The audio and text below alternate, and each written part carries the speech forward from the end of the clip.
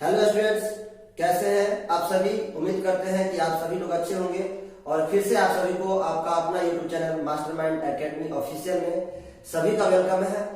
तो जैसा कि आप सभी को पता है कि हमने परसेंटेज की जो सीट है इसमें आप लोगों को क्वेश्चन नंबर 30 तक मैंने प्रोवाइड करवाया था। उसमें से 25 क्वेश्चन का सॉल्यूशन हमने देख लिया है। आज हम 25 टू 30 क्वेश्चन जो तक का सॉल्यूशन हम देखेंगे, फिर आगे की क्वेश्चंस हम नेक्स्ट वीडियो में देखेंगे। तो उम्मीद करते हैं आप लोग अपने घर पे बिल्कुल स्वस्थ होंगे और आप लोग पढ़ाई बिल्कुल कर रहे होंगे। आप सभी से बिल्कुल रिक्वेस्ट है कि अगर आपने चैनल को सब्सक्राइब नहीं किया है तो आप चैनल को सब्सक्राइब कर लें और अपने दोस्तों को भी बताएं और इसी तरीके से आप हमें अपना सपोर्ट देते रहे, अपना कमेंट करते रहे ताकि हम इस तरीके से आप लोगों के पास वीडियो पहुंचाते रहे। तो चलिए हम अपना टाइम वेस्ट ना करके हम अपने क्वेश्चन की तरफ चलते हैं। हमारा क्वेश्चन था क्वेश्चन नंबर 26 कि जब किसी वस्तु की कीमत में 35% की कमी की गई तब उसकी बिक्री में x% की वृद्धि हुई। यदि राजस्व प्राप्ति में 17% की वृद्धि होती है तो x का मान क्या होगा। क्वेश्चन आपके स्क्रीन पे दिख रहा होगा, आप वहां से भी क्वेश्चन को देख सकते हैं। तो क्वेश्चन नंबर 26 बहुत ही आसान क्वेश्चन है कि जब किसी वस्तु की कीमत में 35% की वृद्धि की गई तब उसकी बिक्री में x% की वृद्धि होती है। तो सबसे पहली बात है कि आपको यह समझना है यहाँ पर कि जो प्राइस होता है, प्राइस गुना जो सेलिंग होता है वही कहीं भी रेवेन्यू यानी जिसको हम राजस्व बोलते हैं। अगर देखा जाए तो कीमत गुना बिक्री यानी कीमत गुना बिक्री यानी जितनी प्राइस होगी और जितनी मात्रा में बिकेगी आमदनी उतना ही ज्यादा होगा। रेवेन्यू यानी आमदनी उतना ही ज्यादा होगा। अब यहाँ पर पहले एक कॉन्सेप्ट होता था, जैसे कि हमने पहले से बहुत सारे क्वेश्चन किए हैं, कि अगर ये फिक्स होगा तो ये एक दूसरे के क्या हो जाते हैं, इनवर्सली प्रोपोर्शनल यानी व्युत्क्रम क्रमानुपाती हो जाता है। यानी P का अनुपात 3:4 होगा तो S का अनुपात 4:3 होगा। लेकिन इसमें जो क्वेश्चन दिया गया है इसमें दोनों की वृद्धि होती है। जैसे कि कीमत में पहले कमी हुई 35% की यानी -35% और जो बिक्री है वह बिक्री बढ़ी, कितनी बिक्री में x% बढ़ी और आमदनी जो बढ़ा वह 17% का बढ़ा। तो आप चाहे तो इस क्वेश्चन को ऑप्शन से कर सकते हैं। आपके पास 4 ऑप्शंस है, ये 60, 80, 75 और 82, ये 4 ऑप्शंस हमारे पास है। हम चाहे तो इस सभी क्वेश्चंस को ऑप्शन से आप यानी यहाँ पर ऐसा कौन सा वैल्यू रखें x की जगह पे कि m plus n plus m into n by 100 वाला फॉर्मूला लगाने पर ये 17% थे। तो हम देख रहे हैं कि यहाँ पर अगर हम 80% या 80 वाला वैल्यू डालेंगे तो आप देखिए ml वाला फॉर्मूला लगाते हैं, आप लोगों को पता है फॉर्मूला अभी हम लिखे थे। तो -35% प्लस 80% और प्लस -35 और गुना 80 अपॉन में क्या होता है 100। आप यहाँ करेंगे तो 80 में से 35 घटेगा, 80 में से 5 गया, 10 में 5 गया 5, 7 में से जाएगा तो 45% यहाँ से।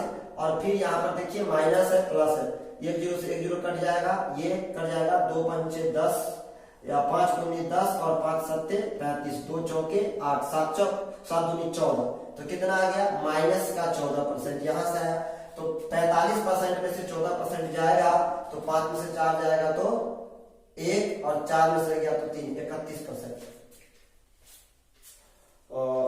कहीं पे थोड़ा सा मिस्टेक हो गया, 1 मिनट, ये -35% 8% ठीक है। ये 80 में से 35 जाएगा तो 45, ये बिल्कुल सही है। अब ये 35 गुना 80 बट्टा 100, तो यहाँ पर हमने एक जीरो काट दिया, 5 दूनी 10 काट दिया, 5 सत्ते 35 काट दिया, ठीक है।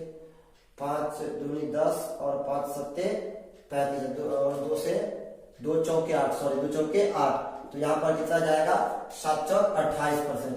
तो यहाँ से गया 28%। आप देखो 45% में से 28% जाएगा तो कितना आंसर आएगा 17%।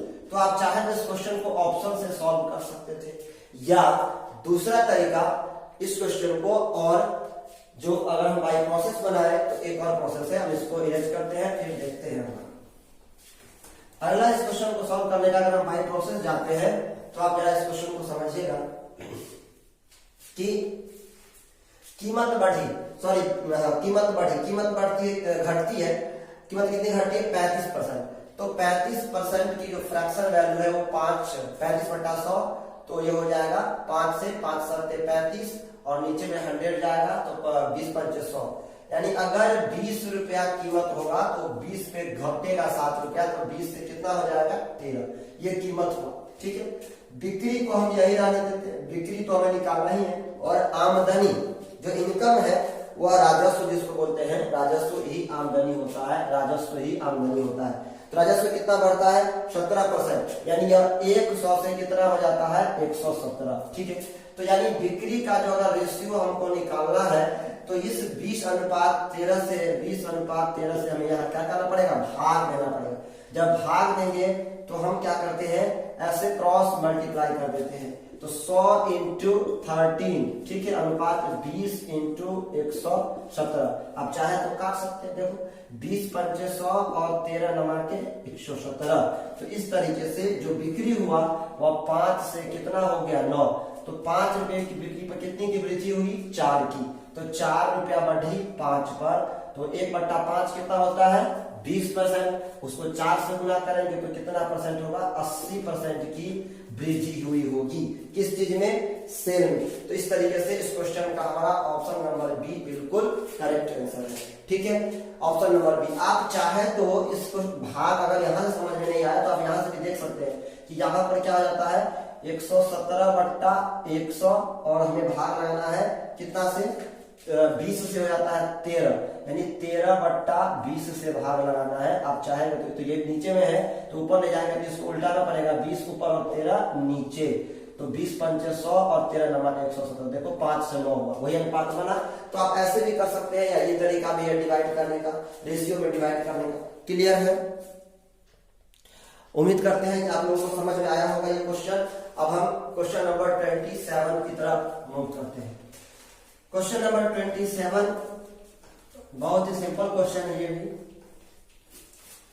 क्वेश्चन नंबर 27 की अगर मैं बात करूं, जरा समझेंगे क्वेश्चन को।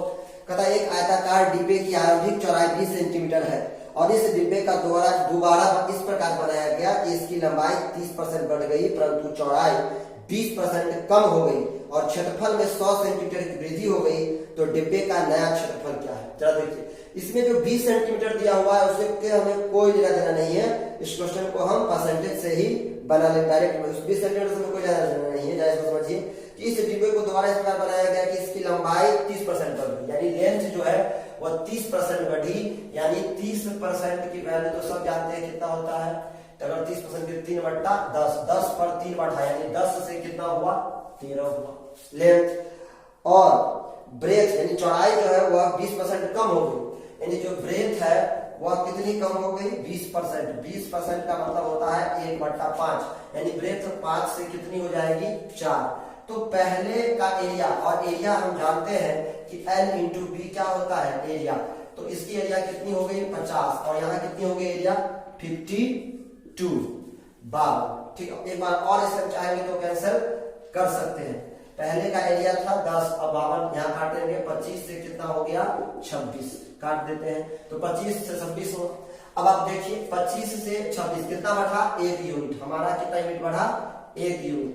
तो 1 यूनिट की वैल्यू कितनी है क्वेश्चन में दे रखी, क्वेश्चन में दिया है कि 100 सेंटीमीटर, 100 सेंटीमीटर स्क्वायर है 1 यूनिट की वैल्यू। तो आपसे क्या पूछ रही है, अच्छा तो डिब्बे का नया क्षेत्रफल क्या है, तो डिब्बे का नया क्षेत्रफल 26 है, पुराना क्षेत्रफल 25 है, तो नया का 26 का, अगर एक का मान 100 सेंटीमीटर स्क्वायर तो 26 का 100 से गुना करना पड़ेगा, यानी 2600 सेंटीमीटर स्क्वायर, जो कि इस क्वेश्चन का बिल्कुल डी नंबर बिल्कुल अपने आप में इस क्वेश्चन का करेक्ट आंसर है। क्लियर, उम्मीद करते हैं समझ में आया होगा। ठीक है, बिल्कुल इस क्वेश्चन का डी नंबर करेक्ट आंसर है। चलते हैं हम क्वेश्चन नंबर 28 की तरफ। क्वेश्चन नंबर 28 बहुत ही सिंपल, बहुत ही, ये भी क्वेश्चन कोई बहुत ही आसान क्वेश्चन है। क्वेश्चन नंबर 28, क्वेश्चन नंबर 28, जरा देखिए इसको। यदि किसी शंकु की ऊंचाई 6.25% घट गई, यानी 6.2h जो है h ऊंचाई, शंकु की जो ऊंचाई है वह 6.25% डिक्रीज किया है, यानी घटा। ठीक है, और त्रिज्या घटकर 15 सेंटीमीटर हो जाती है और शंकु का आयतन 40% बढ़ जाता है। यानी वॉल्यूम जो है वो 40% बढ़ता है। 40% बढ़ना मतलब आपको 40% की क्या होती है, 2 से 5। और वैसे जो एक्चुअल वैल्यू दे रखा है वो रेडियस का दिया हुआ है, रेडियस 15 सेंटीमीटर हो जाता है, घटकर इतना हो जाता है। इतना घटता नहीं है, घटने के बाद इतना हो जाता है। ठीक है, तो अब जरा क्वेश्चन को समझिए। तो कहता है कि शंकु के जो नए शंकु की त्रिज्या पुराने शंकु की त्रिज्या से कितना कम है, यानी जो नया शंकु की त्रिज्या है वह पुराने शंकु की त्रिज्या से कितना कम है। तो आप जरा देखिए, शंकु का आयतन कितना होता है, 1/3 पाई आर स्क्वायर एच। जब भी हम रेशियो की बात करते हैं तो उसमें ये कांस्टेंट मान का कोई वैल्यू नहीं रहता है, क्योंकि कट जाता है, तो हमें उससे कुछ लेना देना नहीं है। अब हम देखते हैं, हाइट बढ़ा 6.25%, तो 6.25% की वैल्यू कितनी होती है, तो इसको हम ऐसे भी लिख सकते हैं, नीचे में 100 और एक ये हट जाएगा तो 2 जीरो और आ जाएगा। अब चाहेंगे तो इसे कैंसिल कर सकते हैं, 25 25 है 625 और 25 चौके 100 400, फिर 25 अट्ठे 200 कितना 25 से कटेगा तो ये 16 बार चला जाएगा, यानी 1/16 आता है। 1/16 की वैल्यू होती है 6.25%। क्लियर है। अब यहां से ये आपको समझ में आया। अब आप देखिए जरा, यहां से आगे क्या करेंगे हम, यहां से आगे कहता है कि घटी, तो ये 16 से कितनी हो गई भाई, 15। एच जो है वह 16 से कितनी हो गई, 15। ठीक है, और जो इसका आयतन है वह 40% घटा, यानी आयतन जो है वह 40% घटा, यानी 5 से कितना हो गया, 3। इसको हम यहां से इरेज करते हैं, इसको हम यहां से इरेज करते हैं। ये 5 से कितना हो गया, वॉल्यूम कितना हो गया, 5 से 3 हुआ। क्लियर है, 5 से 3 हो गया। अब देखिए, और एच पता है, और तो यहां हम जानते हैं, यहां आपको पता है, अभी मैंने फॉर्मूला लिखा था, मैं साइड में लिखता हूं, 1/3 पाई आर स्क्वायर एच। ये आपको पता है, इससे हमें कोई लेना देना नहीं है। बराबर क्या होता है, आयतन, pi 1/3 pi r square h equal to होता है v। क्लियर है, वहां तक दिख रहा है, बिल्कुल बिल्कुल दिख रहा है। तो 1/3 pi r square h equal to क्या होता है, v। ठीक है, तो यानी ये एक दूसरे का मल्टीपल है। तो अगर मुझे h का रेशियो पता है, h का पता है, तो v में अगर हम भाग देंगे, आप आर स्क्वायर निकालना चाहते हो तो v बटा क्या होता है, h, यानी वॉल्यूम के जो रेशियो है उस रेशियो से h से क्या करना पड़ेगा, भाग देना पड़ेगा। तो भाग देंगे, यहां पर अगर भाग देंगे तो ये आर स्क्वायर का रेशियो देगा 5 गुना 15 क्रॉस मल्टीप्लाई अनुपात 3 गुना 16। क्लियर है, ऐसा कर दिया मैंने। अब इसे चाहे तो आप कैंसिल होने वाला है तो कर दीजिए, 3 पंचे 15, यानी 25 से कितना हुआ भाई, 16। तो ये आर स्क्वायर हुआ, तो आर कितना होगा, दोनों का वर्गमूल हो जाएगा, यानी आर हो जाएगा 5 से 4। आर में 5 से क्या होगा, 4। तो रेडियस जो है वो 5 से क्या हो गया, 4 हो गया। अब क्वेश्चन में कहता है कि त्रिज्या घटकर के 15 सेंटीमीटर हो जाती है। तो त्रिज्या घटकर 5 से 15 सेंटीमीटर हो जाती है, यानी पहले त्रिज्या था 5, अब त्रिज्या कितना हो गया, 4, और 4 की वैल्यू दे रखी है 15। तो आप देखिए 4 की वैल्यू 15 है, तो 1 की वैल्यू आपको निकालना पड़ेगा, अब क्या होगा, 15/4। क्लियर है, 1 की वैल्यू कितना होगी, 15/4। तो हमसे पूछा क्या जा रहा है, तो पुराने शंकु की त्रिज्या से कितना कम है, तो नए शंकु की त्रिज्या पुराने शंकु की त्रिज्या से कितना कम है, तो कितना कम है, 1 कम है, यानी कम तो 1 ही है। यहां हम देखिए, अगर पहले 5 था, अब कितना है, 4, तो 1 यूनिट कम है। तो 4 यूनिट की वैल्यू है 4 यूनिट की वैल्यू दे रखी है 15, तो 1 यूनिट की वैल्यू, ये 4 यूनिट की वैल्यू दे रखी है 15, तो 1 यूनिट की जो वैल्यू आएगी वो 15/4, यानी भाग करेंगे अगर हम, तो ये 4 तिया 12, 4.75 मीटर या सेंटीमीटर, 3.5 सेंटीमीटर इस क्वेश्चन का बिल्कुल करेक्ट आंसर है, जो कि ऑप्शन नंबर हमारा सी बिल्कुल करेक्ट आंसर होगा। क्लियर है, समझ में आया होगा, उम्मीद करते हैं कि आप लोगों को समझ में आया होगा। चलते हैं क्वेश्चन नंबर 29 की तरफ। क्वेश्चन नंबर 29, क्वेश्चन नंबर 29 की तरफ हम चलते हैं।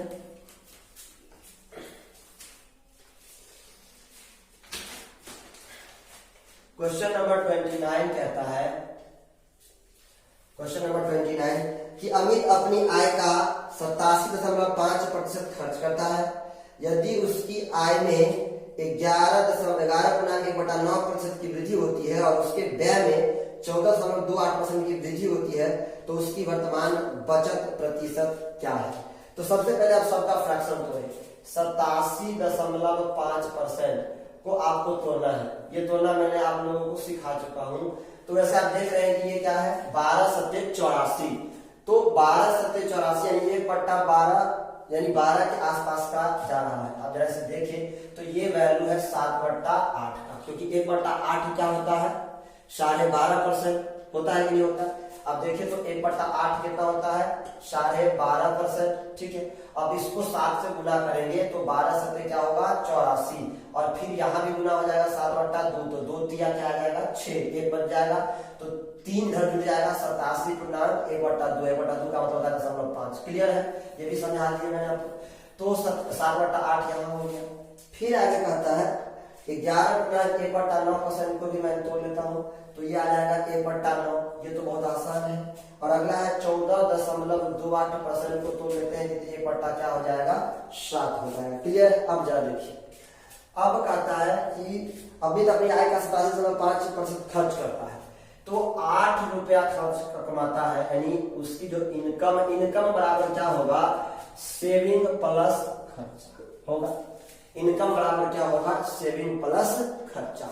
तो 8 रुपया कमाता है, उसमें से अमित अपनी आय का 87% खर्च कर देता है, उसमें से 7 रुपया खर्च कर देता है, तो कितना रुपया बचाता है, 1 रुपया बचाता हो। ठीक है, 8 रुपया कमाता है, 7 रुपया खर्च कर देता है, 1 रुपया बचाता है। अब कहता है यदि उसकी आय में 11.9% की वृद्धि हुई, 1/9 की वृद्धि हुई, तो इसका 1/9 निकालना थोड़ा सा हमारे लिए क्या है, कठिन काम है। इसका 1/9 निकालना हमारे लिए कठिन काम है। तो हम क्या करेंगे, सब में 9 से मल्टीप्लाई कर देंगे। सब में 9 से मल्टीप्लाई करते हैं। अब आसान हो जाएगा 1/9 करना। ठीक है, सब में 9 से कर देंगे, कोई फर्क नहीं पड़ेगा कैलकुलेशन को आसान बनाने के लिए। और उसके व्यय में 14.28% की वृद्धि होती है और खर्च में 14.28% यानी 1/7 की क्या होती है, वृद्धि होती है। 1/7 की वृद्धि हुई तो यहाँ पर 1/7 निकालना हमारे लिए क्या होगा, आसान होगा। क्यों आसान होगा, क्योंकि यहाँ पर 7 ऑलरेडी मौजूद है पहले से, तो हमें कोई जरूरी नहीं है सब में 7 से गुना करना। आप जरा देखिए, अब इसका इनकम में वृद्धि हुई है कितना, 1/9 की। तो इनकम में वृद्धि जब इसका हम 1/9 निकालेंगे तो ये कितना हो जाएगा, 1/9 करेंगे तो ये हो जाएगा आपको 8 रुपया। क्लियर, कितना हो जाएगा, 8। ठीक है, और जब हम इसका निकालेंगे, कितना निकालना है मुझे, कितना बढ़ा है, 1/20 हुई, उसके व्यय में 14.1/7 की वृद्धि हुई, तो इसका 1/7 करेंगे तो कितना होगा भाई, 9 होगा। ठीक है, ये 8 रुपया, इनकम 8 रुपया बढ़ा और उधर 9 रुपया बढ़ा। तो कहता है कि उसकी वर्तमान बचत प्रतिशत क्या है, उसकी वर्तमान बचत प्रतिशत क्या है, उसकी वर्तमान बचत प्रतिशत। तो आप जरा देखिए, बचत प्रतिशत पूछ रहा है, ये नहीं पूछ रहा है कि कितने प्रतिशत घटी वृद्धि हुई। तो आप क्या करेंगे, पहले इसकी ऑलरेडी पूरी वैल्यू निकालेंगे। तो पहले 8 का 72 रुपया था और 1/9 की वृद्धि हुई, यानी 8 रुपया बढ़ा तो 72 8 80 रुपया उसका क्या हो गया, इनकम हो गया। आप चाहते तो डायरेक्ट इसका 10/9 भी निकाल सकते थे, तो भी यहाँ पर हम चले आते, 10/9 कर देते, 80 रुपया पे पहुंच जाते। ठीक है, आप ऐसा ना करते, ये सब ना करते, और अगर वृद्धि हो रहा था आय पे 11.9% का, तो आप डायरेक्ट 10/9 कर देते, फिर भी 80 पे पहुंच जाते, यानी 80 रुपये उसका क्या हो गया, आय हो गया। ठीक है, इसको हटा देते हैं हम अब। और यहाँ पर कितने की वृद्धि हो जाती है, 1/7 यानी ये 8/7 हो गया, तो ये 72 रुपया हो गया। ठीक है, 72 रुपया हो गया। तो अब उसकी बचत प्रतिशत क्या है, तो अब 80 रुपये इनकम है और 72 रुपये खर्चा है, तो कितना रुपया बचत है, जरा देखना, 8 रुपये की बचत हो रही है। तो 8 रुपये की बचत हो रही है 80 रुपया पर, और गुना 100 कटेगा, आराम से कट जाएगा। 8 से 8 और ये से ये गया, 10% की बचत हो गई। तो इस क्वेश्चन का हमारा बिल्कुल 10%, जो कि ऑप्शन नंबर ए इसका बिल्कुल करेक्ट आंसर है। यानी यहाँ पर हमें जो बचत है वो कितने परसेंट की है, 10% की है। ठीक है, यानी वर्तमान बचत कितना प्रतिशत हो गया, 10%। अब हम चलते हैं क्वेश्चन नंबर 30 की तरफ। क्वेश्चन नंबर 30 बहुत ही आसान क्वेश्चन है, बहुत ही सिंपल है। क्वेश्चन नंबर 30 ये कहता है मोहन अपनी आय का 18.18% बचाता है।